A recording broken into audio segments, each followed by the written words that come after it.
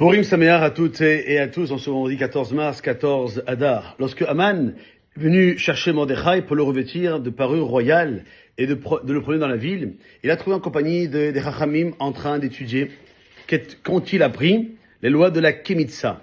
C'est quoi ces règles de Kemitsa? C'est un geste complexe, habile par lequel le Kohen doit prélever une partie de la minha, de cette offrande qu'on a portée l'après-midi, qu'il consumera ensuite sur le misbéar, sur l'autel. Et lorsque le temple était en place, celui qui avait fauté offrait cette poignée de farine et se faisait pardonner, expliquait Mordechai aux visiteurs haineux. Et Haman de répondre, votre venu poignée repoussera mes 10 000 kikars d'argent.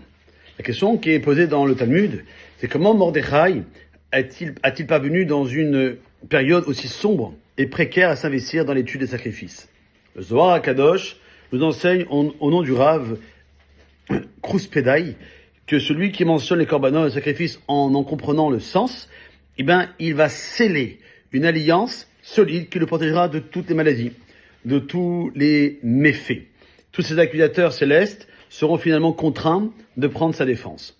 À l'époque du temple, au moment même où étaient offerts les sacrifices, on lisait la paracha de la Torah les concernant. Pourquoi cela? Car ils ne se limitent pas à leur réalisation concrète, ils font partie de la Torah, qui est l'essence de toute chose. Leur étude a donc une portée infinie, allant jusqu'au fondement de la création. Leur rôle ne se limite pas à pardonner la faute pour laquelle ils sont offerts.